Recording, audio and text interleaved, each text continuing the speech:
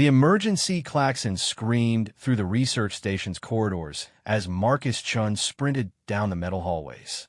Red warning lights bathed everything in an eerie glow, and the artificial gravity flickered every few seconds, making his boots lose contact with the floor. Behind him, he could hear the distinctive whine of plasma weapons charging up.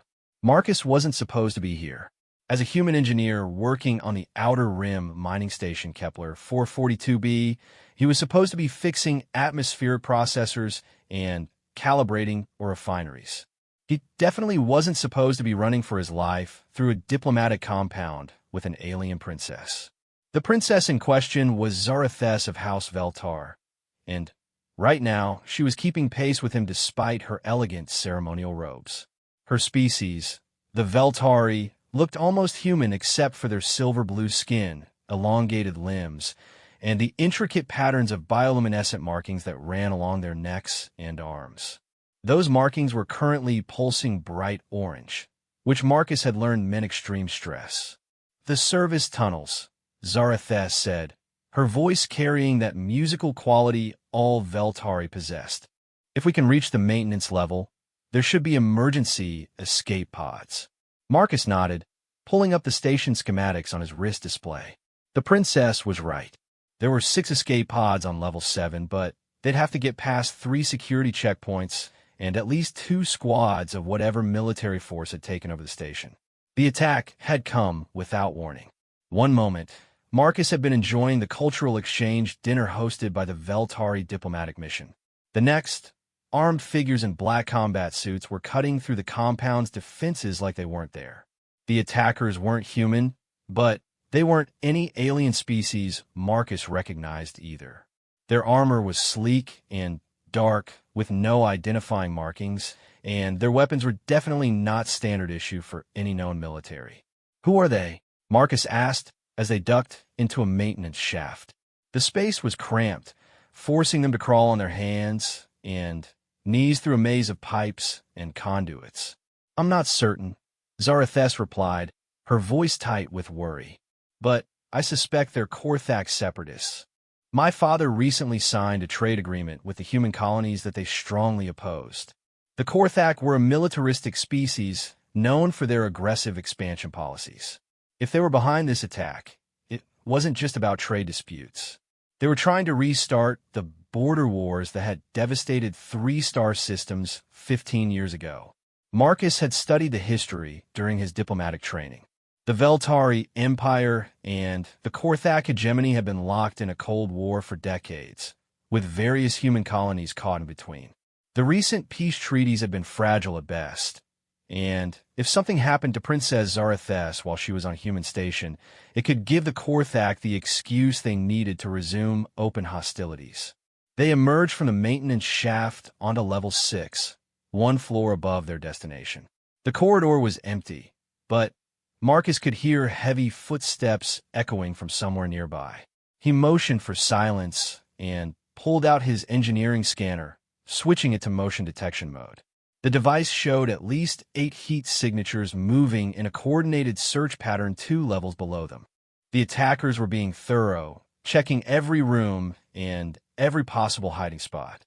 They had about 10 minutes before the search reached their current location. "Princess," Marcus whispered, "I need to ask you something, and I need you to be completely honest."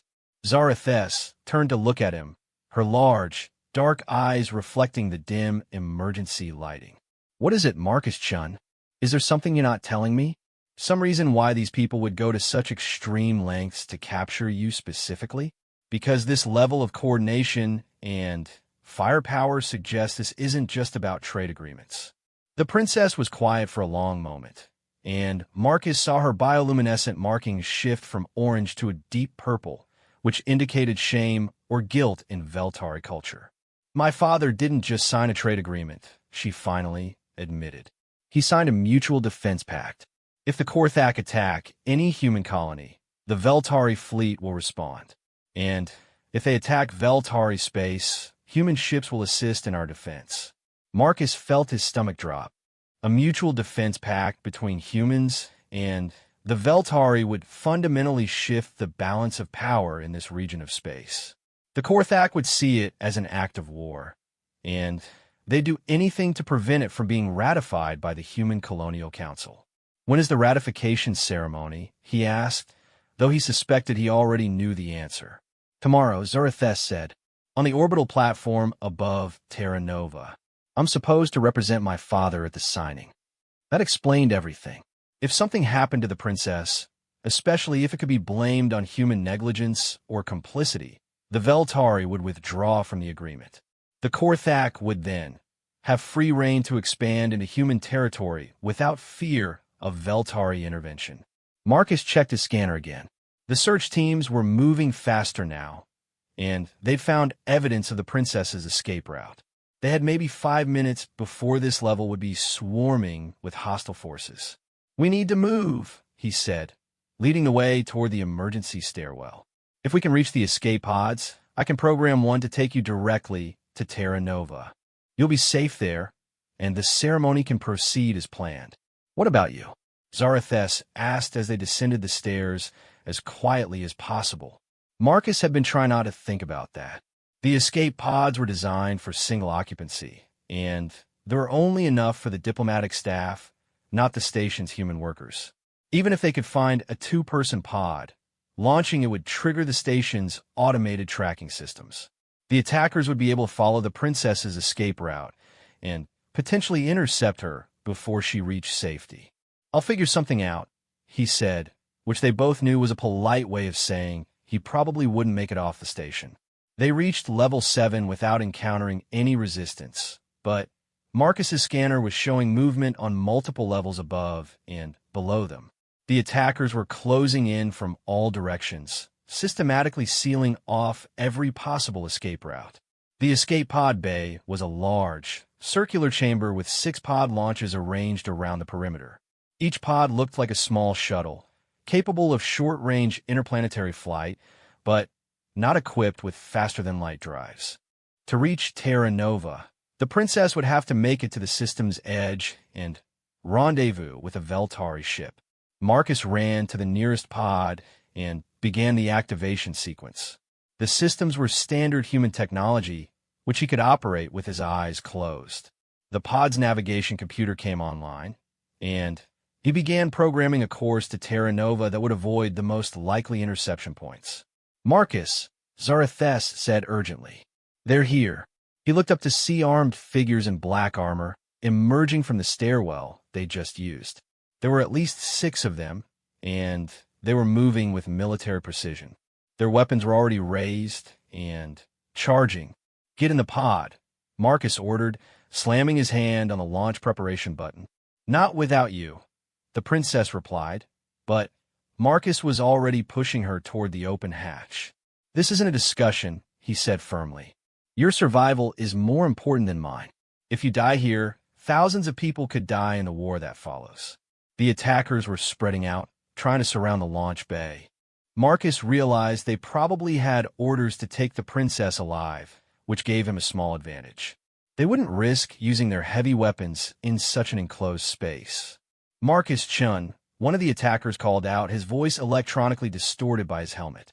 Step away from the escape pod and surrender the Veltari female. You will not be harmed if you comply. Marcus didn't bother responding. Instead, he finished the pod's launch sequence and sealed Zarathus inside. Through the transparent aluminum viewport, he could see her pressing her hands against the glass, her markings blazing with distress. The launch countdown had begun. 15 seconds until the pod would be automatically ejected from the station. The attackers realized what was happening and began advancing, but they were still trying to avoid using lethal force. At 10 seconds, one of the attackers raised a weapon that Marcus didn't recognize. It had multiple barrels and was crackling with some kind of electrical discharge. Whatever it was clearly designed to disable the escape pod systems. Marcus didn't hesitate. He threw himself directly into the weapon's firing path just as it discharged. The blast hit him with the force of a speeder collision. Every nerve in his body erupted in agony as the electrical discharge coursed through him. He could smell his own flesh burning and taste copper in his mouth. His vision went white, then red, then black. The last thing he heard before consciousness left him was the sound of the escape pod launching, carrying Princess Zarathus to safety. The last thing he felt was a strange sense of satisfaction that his sacrifice had meant something. Marcus Chun had no way of knowing that his heroic act had been witnessed, not just by the attackers, but by the station's security cameras.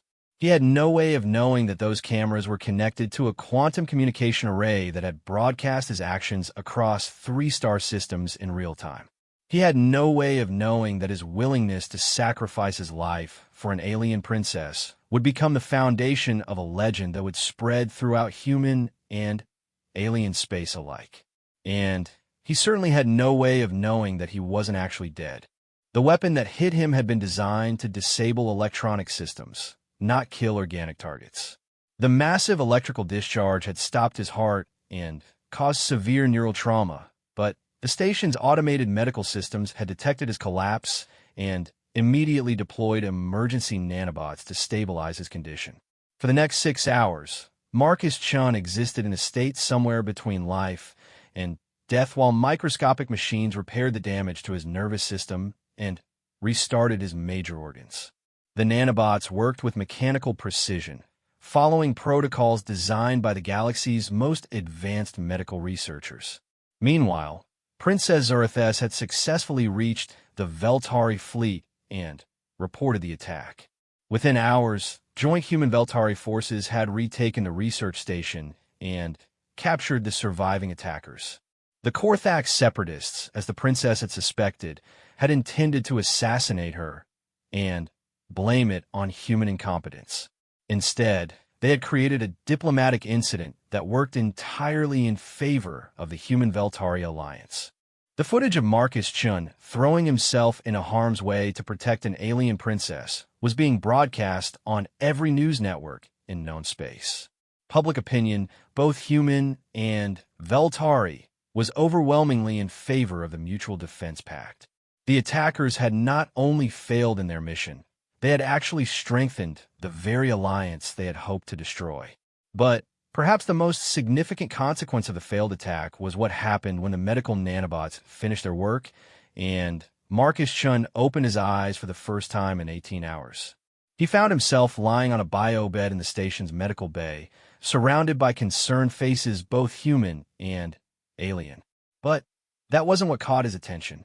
What caught his attention was the fact that he could understand every word being spoken around him, in at least 4 different alien languages, without any translation equipment.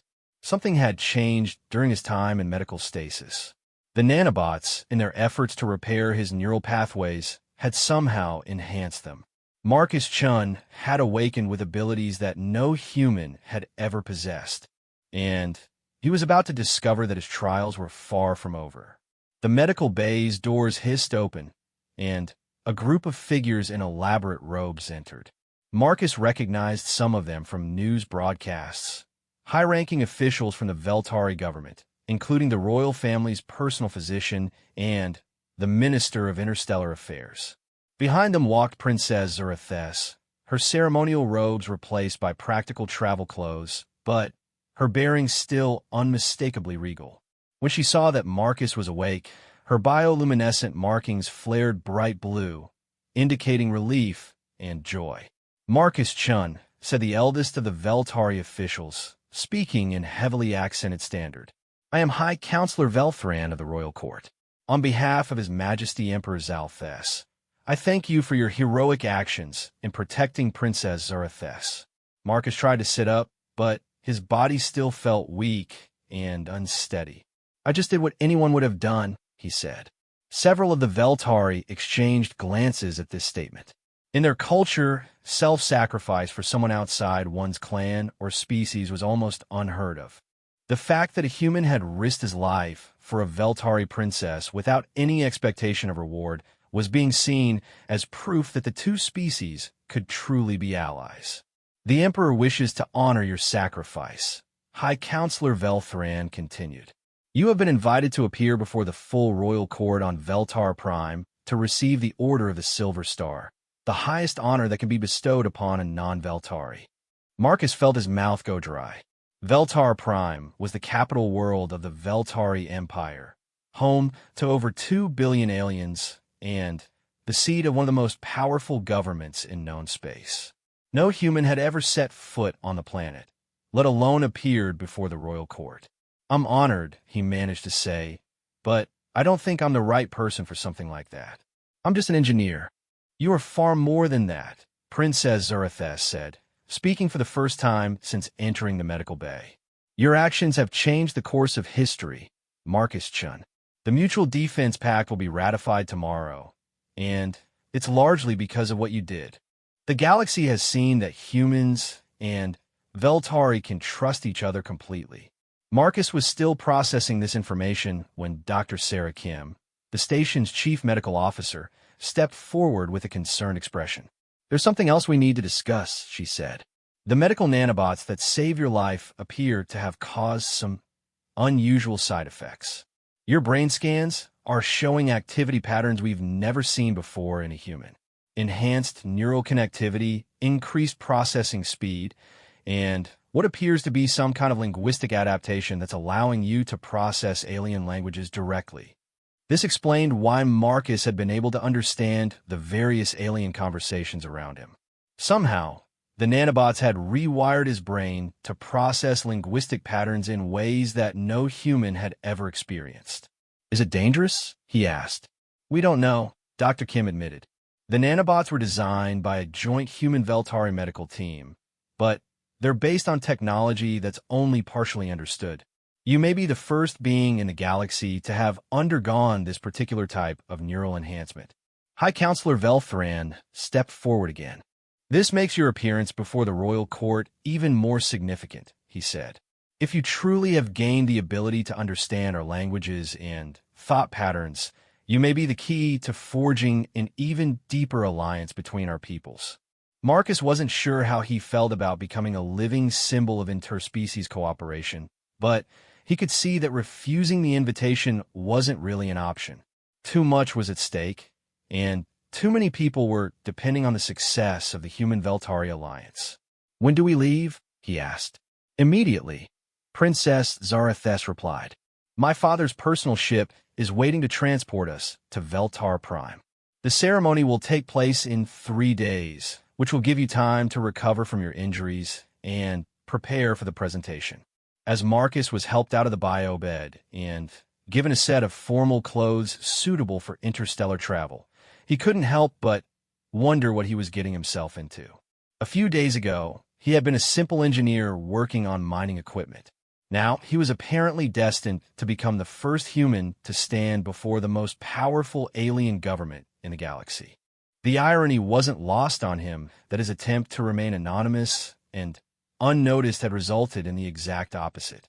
By saving Princess Zarathas, he had thrust himself into the center of galactic politics, whether he wanted to be there or not.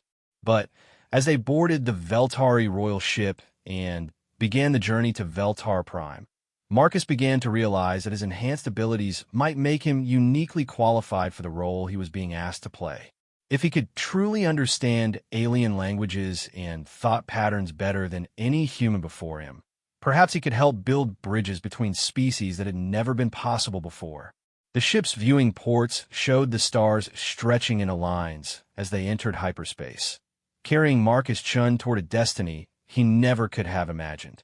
Behind them, the research station grew smaller and smaller until it was lost among the countless points of light. Ahead lay Veltar Prime, the royal court, and questions about what it truly meant to be human in a galaxy full of alien civilizations. Marcus settled into his passenger cabin and tried to rest, knowing that the next few days would test not just his newfound abilities, but his understanding of his place in the larger universe. The simple engineer from Earth was about to become something entirely new, a bridge between worlds. Whether he was ready for it or not, the Veltari royal ship Starweaver's Grace was unlike anything Marcus had ever seen. The vessel seemed to be grown rather than built, with flowing organic curves that pulsed with soft bioluminescent light. Walking through its corridors felt like being inside a living creature, and Marcus's enhanced senses could pick up subtle variations in the ship's electromagnetic fields that seemed to correspond to its operational status. Princess Zarathes had given him quarters in the diplomatic section, a spacious cabin with walls that could shift from opaque to transparent at will, offering breathtaking views of hyperspace. The furniture appeared to be carved from some kind of crystalline material that was somehow both harder than steel and softer than silk to the touch. But what fascinated Marcus most wasn't the alien technology. It was the way he could now understand it. When he touched the room's control panels, he didn't just see alien symbols. His enhanced mind could process their meaning directly, as if the nanobots had given him an intuitive understanding of Veltari engineering principles. He found himself making small adjustments to the environmental controls, optimizing the cabin's atmosphere in ways that the standard settings hadn't achieved. A soft chime indicated someone was requesting entry. "Come in," Marcus called, and the door dilated like an iris to admit Princess Zarathes. She had changed into more casual attire, though casual for Veltari royalty still involved intricate patterns of precious metals woven into fabric that seemed to shimmer with its own internal light. Her bioluminescent markings were cycling through a slow pattern of deep blue and purple, which Marcus's enhanced understanding told him indicated contemplation and concern. "How are you feeling?" she asked, settling into one of the room's chairs with fluid grace. "Different," Marcus replied honestly. "It's hard to explain, but everything seems more connected somehow. I can sense the ship's power distribution, understand the structural engineering principles, even predict crew movement patterns based on the electromagnetic signatures of their cybernetic implants." Zarathes nodded. "The nanobots that save your life were not entirely of human design. They incorporated Veltari biotechnology that we've been developing for centuries. In many ways, you're experiencing what it's like to think as one of my people does." This was news to Marcus. "You mean this enhanced perception is normal for the Veltari?" "To some degree, yes. We evolved on a world with dense electromagnetic fields and exotic matter deposits. Our natural senses can detect quantum fluctuations, gravitational variations, and energy patterns that most species cannot perceive. What's unusual is that you've gained these abilities as an adult human rather than being born with them." Marcus walked to the transparent wall and looked out at the swirling colors of hyperspace. "Dr. Kim said the long-term effects are unknown. Is there any chance this could be dangerous?" "Any enhancement carries risks," Zarathes admitted. "But our medical experts reviewed your case during the flight preparation. They believe the nanobots integrated with your nervous system rather than simply modifying it. You're not just a human with alien abilities. You've become something new entirely." The implications of this were staggering. Marcus had heard of various alien species that had undergone technological enhancement, but it was usually a gradual process that took place over generations. He had experienced the equivalent of millions of years of evolution in a matter of hours. "There's something else you should know," the princess continued. "My appearance before your species was not just about the trade agreement.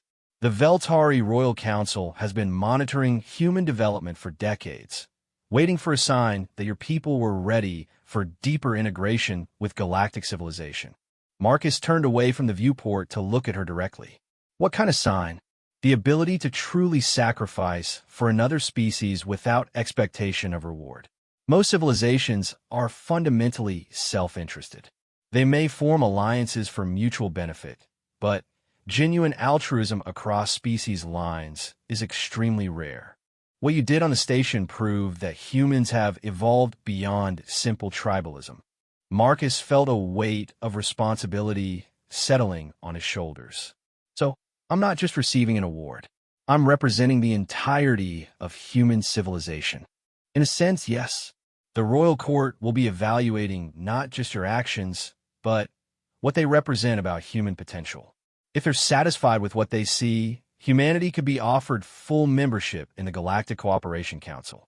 The Galactic Cooperation Council was the closest thing to a galactic government that existed.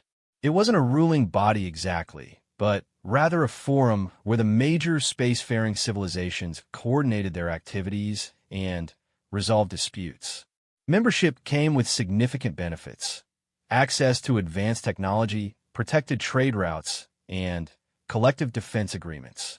It also came with responsibilities. Member species were expected to contribute to galactic security, participate in exploration missions, and maintain certain standards of conduct in their dealings with other civilizations. What happens if they decide humans aren't ready? Marcus asked. Zarathus's markings shifted to a deep orange. Then, humanity would remain isolated from the larger galactic community. Your species would continue to develop independently, but without access to the resources and knowledge that Council membership provides. Given the current state of galactic politics, that could leave Earth vulnerable to the same kind of aggression we just witnessed from the Korthak separatists. Marcus sat down heavily in one of the cabin's chairs. When he had thrown himself in front of that weapon, he had been thinking only of saving one person's life. Now, he was learning that the survival of his entire species might depend on how well he performed in front of a group of alien dignitaries he had never met. "No pressure," he muttered. "I understand this is overwhelming," Zarathus said gently. "But you should know that you won't be facing the royal court alone. I will be presenting your case personally, and my testimony will carry significant weight. The fact that I'm alive to speak on your behalf is itself a powerful argument in favor of human worthiness." Over the next 2 days, as the Starweaver's Grace continued its journey toward Veltar Prime, Princess Zarathus worked with Marcus to prepare him for the ceremony. She taught him about Veltari court protocol, the complex hierarchy of the Royal Council, and the cultural significance of the various rituals he would be expected to participate in. Marcus discovered that his enhanced abilities made learning Veltari customs surprisingly easy. Where human diplomats typically spent years studying alien cultures, he seemed to absorb the information intuitively. When Zarathus demonstrated the traditional greeting gesture, Marcus found himself understanding not just the physical movement, but the emotional and spiritual meaning behind it. "You're adapting faster than anyone anticipated," she told him after a particularly intensive lesson on court etiquette. "Some of our own citizens take longer to master these protocols." "It feels natural somehow," Marcus replied. "Like I'm remembering something I always knew rather than learning something new." What Marcus didn't mention was that the enhancements seemed to be continuing to develop. Each day, his perception of the ship's systems became more acute. He could sense the conversations taking place in other parts of the vessel, track the movement of individual crew members, and even detect emotional states through subtle variations in bioelectric fields. More importantly, he was beginning to understand the deeper patterns of Veltari thought. Their language wasn't just about conveying information. It was about creating emotional harmonies and shared conceptual frameworks. When the princess spoke, Marcus could perceive layers of meaning that went far beyond the literal words. On their final day of travel, Zarathus brought him to the ship's observation deck for their first direct view of Veltar Prime. The planet hung before them like a jewel, its surface covered in geometric patterns that pulsed with bioluminescent light. Cities weren't built on the world, so much has grown into it, creating a seamless integration between technology and natural ecosystems.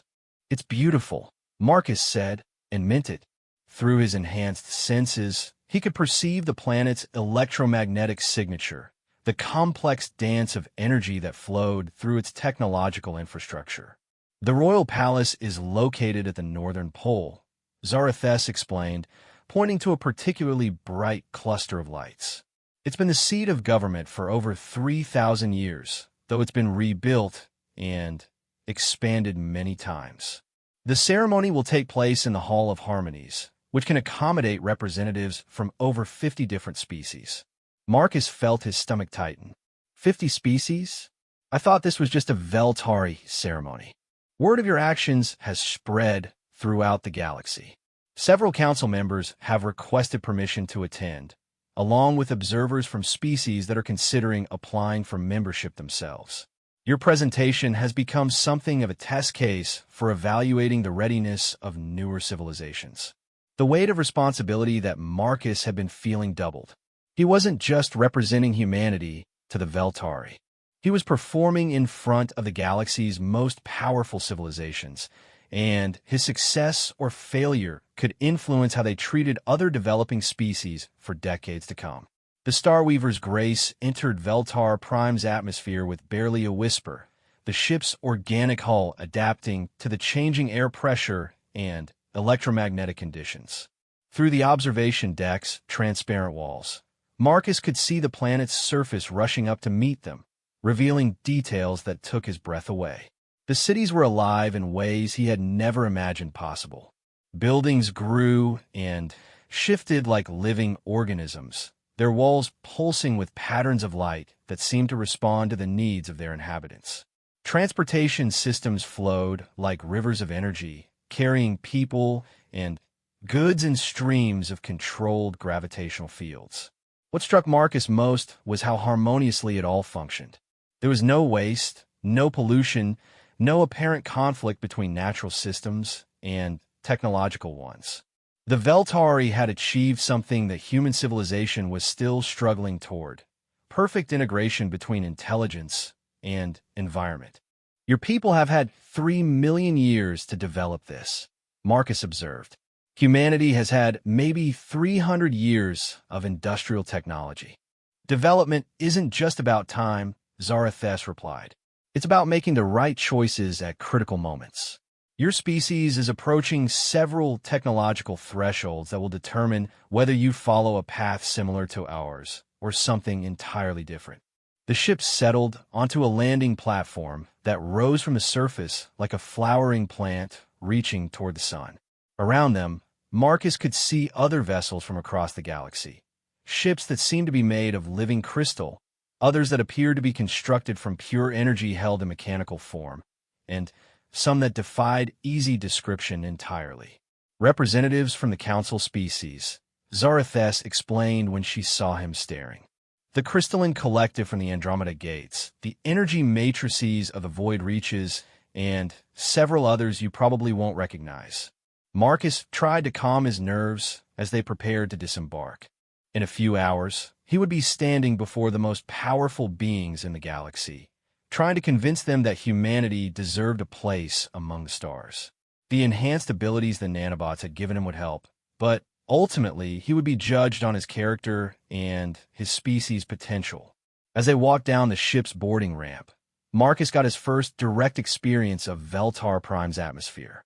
The air tasted of ozone and exotic particles, with an underlying sweetness that seemed to enhance clarity of thought. His enhanced senses detected trace elements that his human biology had no reference point for, creating entirely new sensory experiences. A delegation of Veltari officials waited to greet them, their formal robes indicating various levels of court hierarchy. At their head stood an elderly male whose markings had faded to a pale silver, indicating advanced age and presumably great wisdom.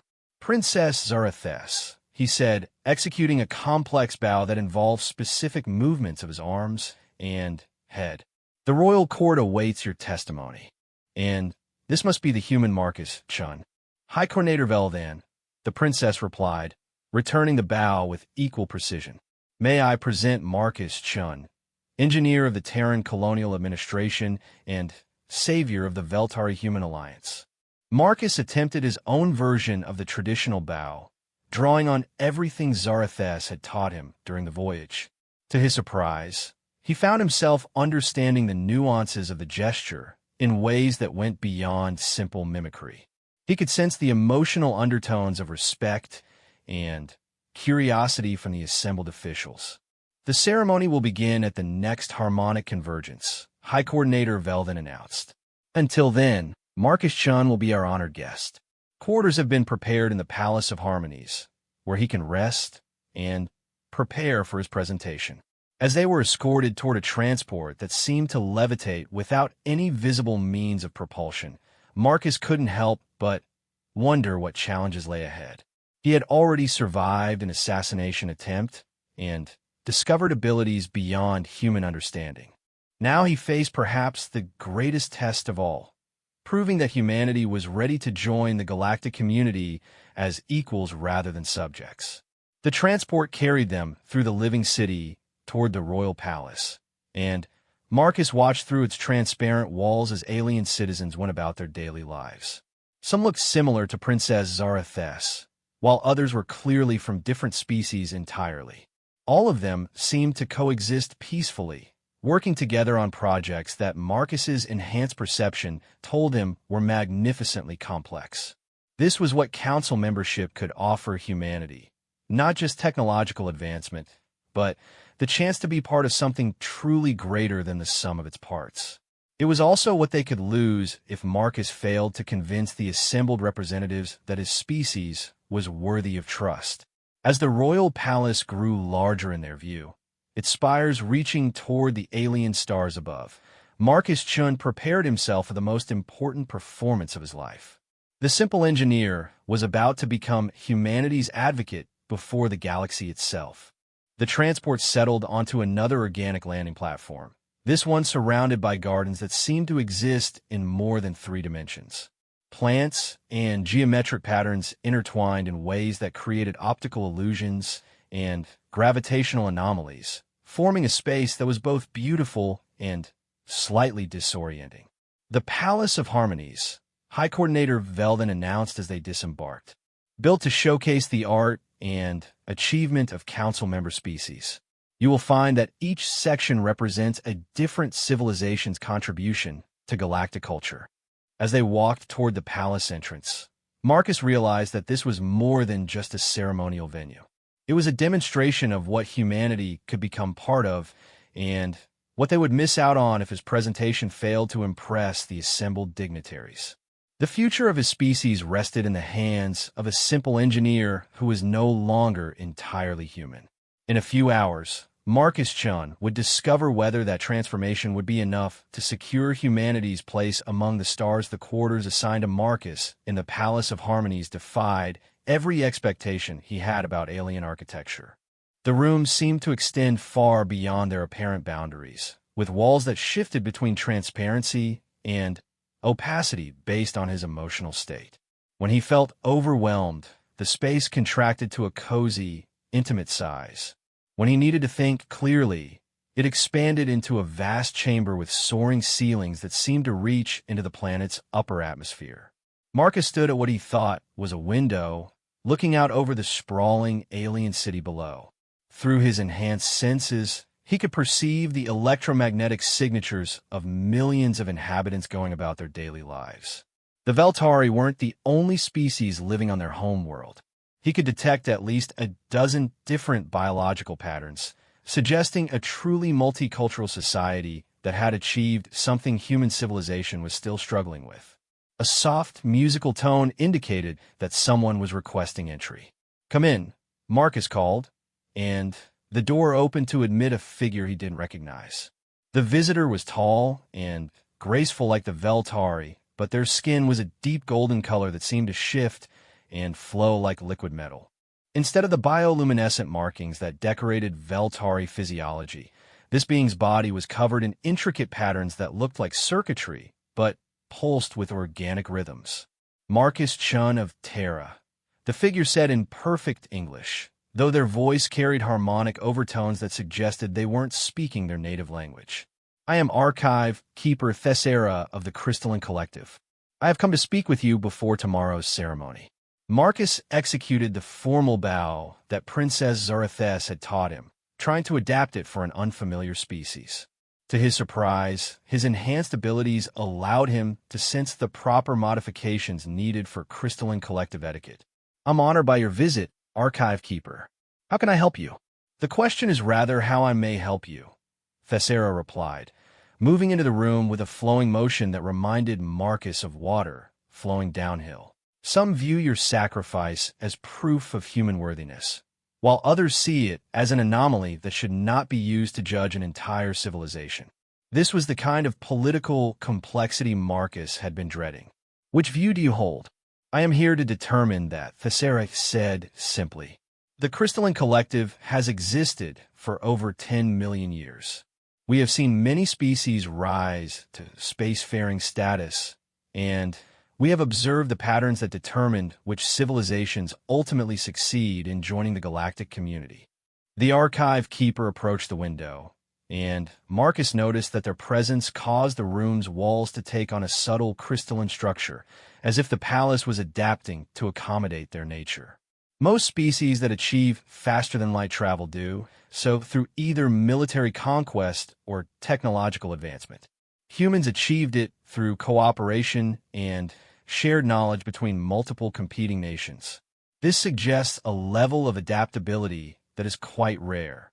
Marcus hadn't thought about humanity's space program in those terms, but the archive keeper was right. Unlike many species that had conquered their homeworlds before expanding to the stars, humans had reached space while still divided into multiple sovereign nations. The international cooperation required for interstellar colonization had been unprecedented in human history. However, Thessera continued, cooperation within a species is very different from cooperation between species. What you did at the research station was remarkable precisely because it's so unusual for most civilizations. Are you saying humans are better than other species? Marcus asked, though he suspected that wasn't what the archive keeper meant. No, I'm saying humans may be different in ways that could prove either beneficial or catastrophic to the galactic community. Your species shows an unusual capacity for what we call adaptive altruism, the ability to extend protective instincts beyond your own genetic and cultural groups. Thessera turned away from the window to face Marcus directly. When they did, Marcus could see that their eyes weren't solid structures, but rather complex crystalline formations that seemed to contain their own internal light sources. The question that tomorrow's ceremony must answer is whether this capacity is truly representative of human nature, or whether you are an exceptional individual whose actions cannot be used to predict broader human behavior. Marcus felt the weight of responsibility settling on him again. How do I prove something like that? I can't speak for every human in the galaxy. Actually, you can. Your neural enhancements are not just allowing you to understand alien languages and thought patterns. They're also creating a quantum entanglement effect with the human collective unconscious. Whether you realize it or not, you're carrying the psychic imprint of your entire species. This was news to Marcus. I don't understand. How is that possible? The nanobots that saved your life were based on biotechnology developed jointly by the Veltari and the Crystalline Collective. They don't just repair and enhance neural pathways. They create connections across space and time that allow for consciousness linking on a quantum level. The implications of this were staggering. You're saying I'm connected to every human being alive? In a sense, yes. When you stand before the royal court tomorrow, you won't just be representing human values intellectually. You'll be channeling the actual collective spirit of your species. The council members who possess telepathic abilities will be able to sense whether your heroic actions reflect genuine human nature or are simply personal quirks. Marcus sat down heavily in one of the room's adaptive chairs. The furniture immediately adjusted to provide optimal comfort and support, but he barely noticed. Why didn't anyone tell me this before? Because knowledge of the effect could have compromised it. If you had been consciously trying to channel your species' collective unconscious, the connection might not have formed properly. It requires a natural, unforced expression of your fundamental character. The royal court will be conducting what we call a deep reading of your psychic imprint. They will essentially be experiencing what it means to be human through your enhanced consciousness. Is that dangerous? Marcus asked, though he suspected he already knew the answer. For most beings, yes. The process can cause permanent psychological damage if the subject's mind isn't properly prepared. However, your enhancements should protect you from the worst effects. The greater risk is to your species' reputation if the deep reading reveals aspects of human nature that the Council finds disturbing. Marcus thought about this. Every species had its dark side, and humans were certainly no exception. Violence, greed, prejudice, and dozens of other negative traits were part of the human condition just as much as altruism and cooperation. What happens if they don't like what they find? Then, humanity would be classified as a monitored species rather than candidates for council membership. Your expansion into space would be restricted, your access to advanced technology limited, and your civilization would be subject to regular inspection and intervention. The idea of humanity being treated like children who couldn't be trusted with dangerous toys was deeply disturbing. Marcus could imagine how his species would react to that kind of restriction, and it probably wouldn't be with grateful acceptance. On the other hand, Thessera continued, if the deep reading confirms that your actions truly represent human potential, your species could be offered full council membership immediately, rather than going through the usual centuries-long evaluation process. No pressure, Marcus muttered, echoing his earlier comment to Princess Zarathes. Indeed, the archive keepers seemed to understand human sarcasm, which was somehow reassuring. However, I did not come here merely to inform you of tomorrow's challenges. I came to offer assistance. What kind of assistance? Mental preparation techniques that will help you maintain psychological coherence during the deep reading. Your enhanced abilities make you capable of surviving the process, but without proper preparation, the experience could be overwhelming. For the next several hours, Thessera guided Marcus through meditation and consciousness expansion exercises that had been developed by the Crystalline Collective over millions of years. The techniques were unlike anything in human psychology or philosophy, requiring Marcus to think of his mind not as a single unified entity, but as a multidimensional network of interconnected processes. Your species tends to think of consciousness as being located inside your brains, Thessera explained as they worked.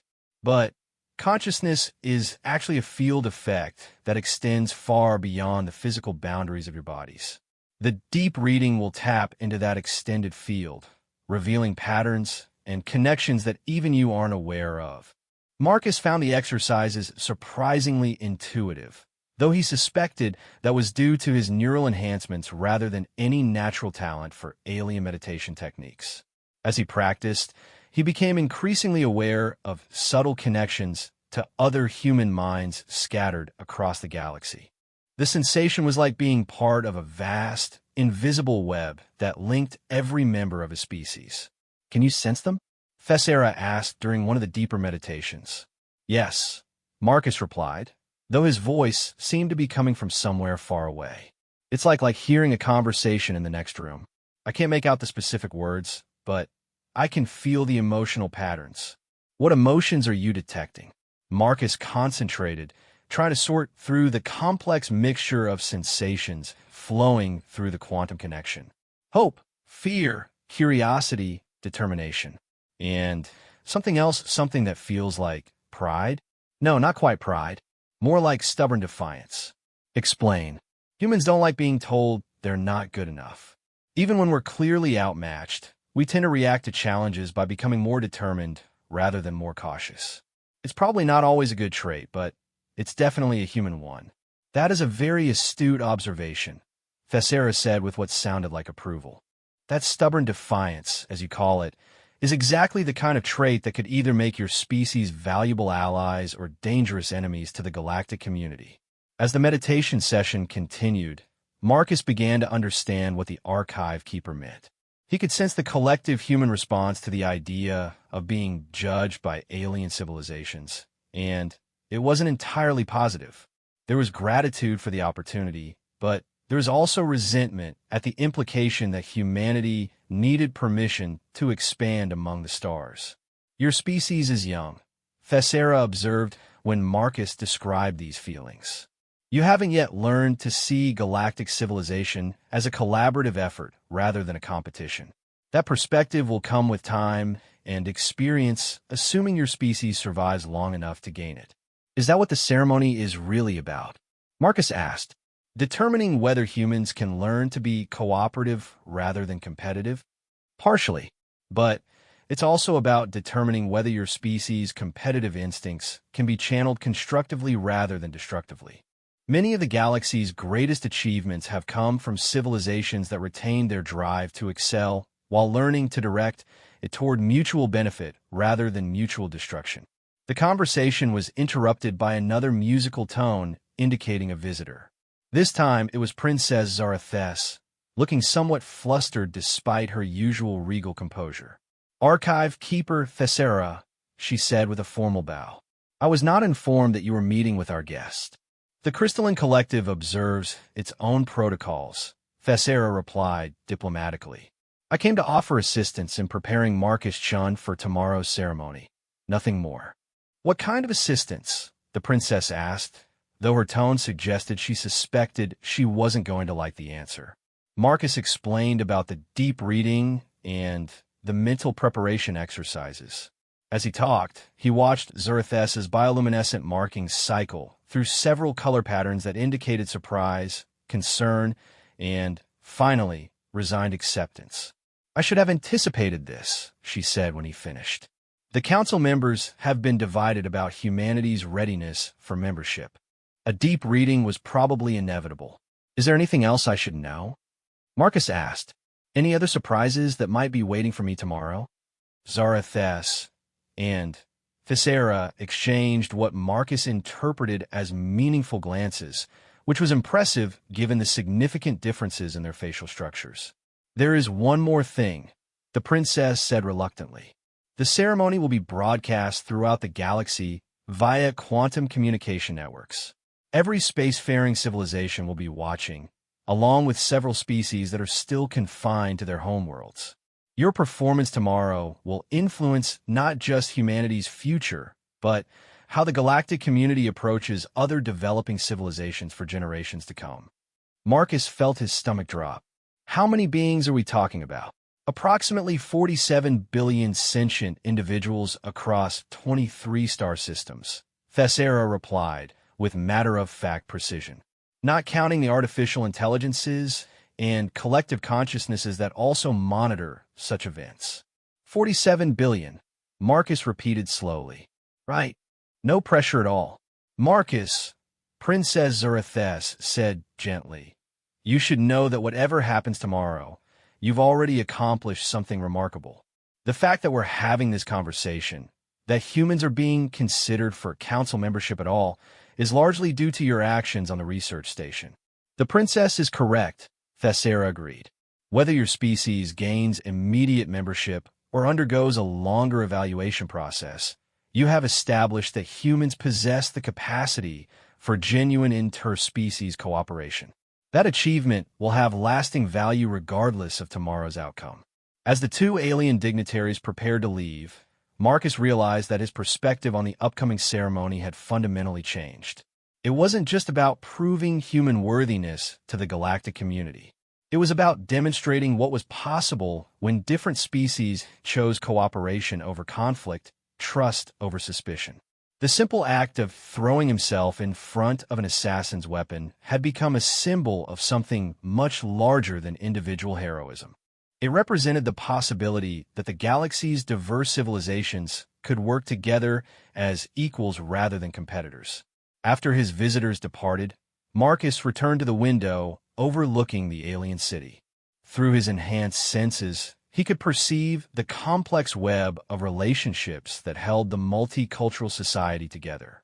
Different species with radically different biologies, psychologies, and cultural backgrounds had somehow learned to coexist peacefully.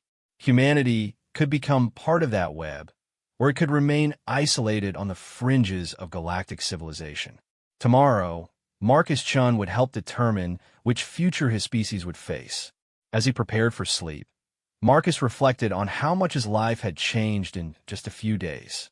He had gone from a simple engineer focused on mechanical problems to a bridge between worlds, carrying the hopes and fears of his entire species. The nanobots in his system were still active, continuing to enhance his neural pathways and deepen his connection to both human and alien consciousness. By tomorrow, he would be more than human, but hopefully not less human. The challenge would be maintaining his essential humanity while demonstrating capabilities that transcended any single species. The ceremony would take place in 18 hours. Until then, all Marcus could do was rest, prepare, and hope that he would prove worthy of the trust that billions of beings were placing in him. Outside his window, the alien stars wheeled slowly across the sky, the same stars that shone on human colonies scattered across dozens of worlds. Soon, those colonies might be part of something greater, or they might remain forever isolated from their galactic neighbors. The outcome would depend on what happened when one enhanced human stood before the assembled powers of galactic civilization and tried to prove that a species deserved a place among the stars. The Hall of Harmonies was vast beyond anything Marcus had imagined possible. The chambers seemed to extend upward into infinity, with balconies and observation platforms arranged in complex three-dimensional patterns that defied conventional architecture. Each section was designed to accommodate different species' environmental needs, creating microclimates of varying gravity, atmosphere, and electromagnetic conditions. Marcus stood in the preparation chamber adjacent to the main hall, wearing ceremonial robes that Princess Zerethess had provided. The fabric was woven with threads that responded to his enhanced neural patterns, creating shifting patterns of light that seemed to reflect his emotional state. Right now, the robes were cycling through deep blues and purples, which he suspected indicated nervousness. "The assembly is ready," High Coordinator Velden announced as he entered the chamber. Representatives from 47 council species are present, along with observers from 12 candidate civilizations. The Quantum Broadcast Network is active across 23 star systems. Marcus tried to calm his breathing. Through his enhanced senses, he could perceive the electromagnetic signatures of hundreds of alien minds in the hall beyond. Each species had its own distinct pattern, creating a symphony of consciousness that was both beautiful and overwhelming. "Remember," Princess Zerethess said softly, "you are not just representing humanity. You are demonstrating the potential for cooperation between all spacefaring species. Many of the beings watching today have never seen genuine interspecies altruism." "What exactly will happen during the ceremony?" Marcus asked, though he suspected the answer would only increase his anxiety. "You will be presented to the assembly and invited to speak about your actions on the research station," High Coordinator Velden explained. "Then, if you consent, the council telepaths will conduct the deep reading of your consciousness. The entire process should take approximately 2 standard hours.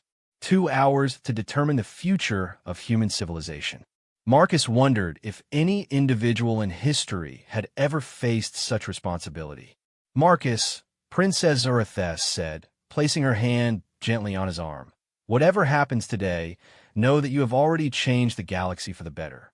The fact that we're having this ceremony at all is proof that different species can trust each other completely." A soft harmonic tone indicated that the ceremony was about to begin. Marcus followed High Coordinator Velden through an iris doorway that dilated to admit them to the Hall of Harmonies. The sight that greeted him took his breath away.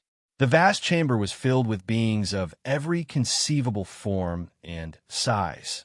He saw the crystalline structures of the collective representatives, energy beings that existed as pure electromagnetic patterns, gaseous entities contained within technological shells, and dozens of other forms that his enhanced mind recognized as sentient despite their alien nature. At the center of the hall was a raised platform surrounded by what appeared to be a sophisticated sensor array. Marcus realized that this was where the deep reading would take place, with every aspect of his consciousness monitored and analyzed by alien technology he couldn't begin to understand. Beings of the Galactic Cooperation Council. High Coordinator Velden's voice rang out across the vast chamber, somehow audible to every species despite their different auditory systems. "We gather today to witness the presentation of Marcus Chan of Terra, whose actions have demonstrated the potential for genuine cooperation between humanity and the established galactic civilizations." Marcus walked toward the central platform, trying to maintain his composure despite the hundreds of alien eyes focused on him. Through his enhanced perception, he could sense the complex mixture of curiosity, skepticism, and hope radiating from the assembled representatives. Marcus Chun, a new voice called out, speaking in perfect English despite clearly belonging to a non-human entity. I am Speaker Kesthan of the Tribunal of Minds. Before we proceed with the formal ceremony, the Council requires clarification of your understanding regarding today's proceedings. Marcus looked toward the source of the voice and saw a being that appeared to be composed entirely of shifting geometric patterns. When it spoke, the patterns pulsed and flowed in rhythm with its words. I understand that you intend to examine my consciousness to determine whether my actions represent genuine human nature or are simply personal anomalies, Marcus replied. I also understand that the results will influence how the galactic community interacts with my species for generations to come. Correct. Do you consent to undergo the deep reading process, knowing that it will expose the fundamental patterns of your thoughts and emotions to the assembled council members? Marcus felt a moment of vertigo as he contemplated what he was agreeing to. The alien telepaths wouldn't just be reading his surface thoughts. They would be examining the deepest levels of his consciousness, including memories and emotions he might not even be aware of himself. I consent, he said, his voice carrying clearly through the vast hall. Then, let us begin, Speaker Keston announced. Marcus Chun of Terra, please approach the analysis platform. Marcus walked to the center of the raised platform and found himself surrounded by a ring of devices that hummed with barely contained energy. As he took his position, he felt the sensors beginning their work, probing his enhanced neural patterns with techniques beyond human understanding. First, you will address the assembly, Speaker Kest then continued. Tell us, in your own words, why you chose to sacrifice your life for an alien being. Marcus looked out over the sea of alien faces, feeling the weight of history pressing down on him. 47 billion beings across the galaxy were waiting for his answer, and his words would determine whether humanity joined the galactic community as equals or remained isolated on the fringes of civilization. I didn't think about it, he said simply. When I saw that weapon charging up, aimed at Princess Zarathes, I just reacted. There wasn't time for complicated moral calculations or political considerations. Someone was about to be hurt, and I was in a position to prevent it. He paused, trying to organize his thoughts. Through his quantum connection to the human collective unconscious, he could sense his species' reaction to his words. There was pride there, but also anxiety about how the aliens would interpret such a simple explanation. I think that's what makes humans different from some species, Marcus continued. We don't always make the logical choice or the safe choice. Sometimes we make the right choice, even when it costs us everything. Not all humans, and not all the time, but enough of us, often enough to matter. Elaborate requested a different voice, this one belonging to what appeared to be a being of living crystal. How do you define the right choice in a universe where different species have conflicting interests and incompatible values? Marcus felt the deep reading process beginning to intensify. The alien sensors were probing deeper into his consciousness, examining not just his words but the emotional and psychological patterns underlying them. The right choice is the one that creates more possibilities instead of fewer, he said, drawing on insights that seemed to come from his enhanced connection to human consciousness. When I threw myself in front of that weapon, I wasn't just saving one person's life. I was preserving the possibility that humans and Veltari could trust each other completely. And if that trust is betrayed, asked another voice. If your species' altruistic impulses prove to be temporary or selective, then you'll deal with it the same way you've dealt with every other species that's disappointed you, Marcus replied. But you can't base your judgment of an entire civilization on the assumption that they'll fail. That's not trust, that's fear. The exchange continued for what felt like hours, with representatives from different species asking increasingly complex questions about human nature, potential, and compatibility with galactic civilization. Through it all, Marcus felt the deep reading process examining every aspect of his consciousness, revealing patterns and connections he had never been aware of. What surprised him was how natural it felt. Instead of being invasive or violating, the telepathic examination seemed to create a sense of deeper communication than he had ever experienced. The alien minds touching his consciousness weren't just analyzing him. They were genuinely trying to understand what it meant to be human. "We have seen enough," Speaker Keston finally announced. "The deep reading is complete." Marcus felt the sensors powering down, and suddenly, the vast chamber seemed much quieter. He realized that he had become accustomed to the subtle background hum of the telepathic examination. "The Tribunal of Minds will now deliberate," Speaker Keston continued. "Representatives of the Council species, please share your findings." What followed was unlike anything Marcus had ever experienced. Instead of verbal debate, the alien representatives communicated through a complex mixture of telepathy, harmonic frequencies, and electromagnetic patterns that his enhanced senses could perceive, but not fully understand. The discussion seemed to involve multiple layers of meaning, with different species contributing their own perspectives on human consciousness and potential. Marcus could sense approval from some quarters, concern from others, and genuine uncertainty about what humanity's place in the galaxy should be. Archive Keeper Thessera spoke for the Crystalline Collective. "The quantum resonance patterns indicate genuine altruistic capacity extending beyond genetic and cultural boundaries. This human's actions reflect species-wide potential rather than individual anomaly." A being of pure energy that Marcus couldn't visually focus on added, "Emotional matrix analysis confirms adaptive cooperation instincts compatible with Council standards. Risk factors present, but manageable through standard integration protocols." Other voices joined the discussion, some supportive, others cautious. Marcus realized that the deep reading had revealed not just his own consciousness, but the collective psychological profile of his entire species. The aliens were literally debating humanity's soul. "There's one final consideration," Princess Zerthes said, rising from her position among the Veltari delegation. "The neural enhancements that saved Marcus Chen's life have created an unprecedented bridge between human and alien consciousness. He is living proof that our species can truly understand each other." "The enhancements are significant," agreed another voice.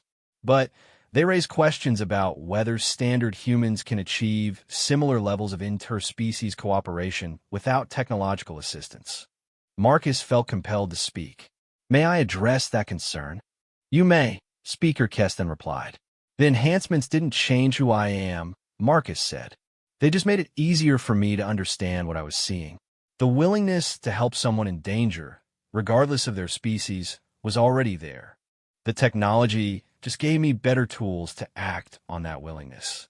He paused, feeling the assembled minds focusing on his words. "Every human has the capacity for what I did in the research station. Some might need training or experience to develop it fully, but the potential is there. That's what makes us human. The ability to expand our definition of US to include beings we've never encountered before." The silence that followed seemed to stretch for eternity. Marcus could sense the alien minds processing his words, weighing them against the data they had gathered from the deep reading. Finally, Speaker Keston's voice rang out across the vast chamber. "The Galactic Cooperation Council has reached a decision." Marcus felt his heart pounding as he waited for the verdict that would determine his species' future. Based on the deep reading of Marcus Chen's consciousness and the collective psychological profile it reveals, the Council finds that humanity demonstrates sufficient capacity for interspecies cooperation to warrant full membership in the galactic community. The chamber erupted in a symphony of sounds, lights, and electromagnetic patterns as different species expressed their approval in their own unique ways. Marcus felt a wave of relief so intense that he had to steady himself against the platform's railing. However, Speaker Keston continued, "Membership comes with conditions." The celebration quieted as the assembled beings waited to hear what requirements would be placed on humanity. First, Human expansion into space must be conducted in coordination with existing council policies regarding territorial boundaries and resource allocation. Second, humanity must contribute to collective defense and exploration efforts commensurate with their capabilities. Third, a human representative must be established on the council to facilitate ongoing communication and cooperation.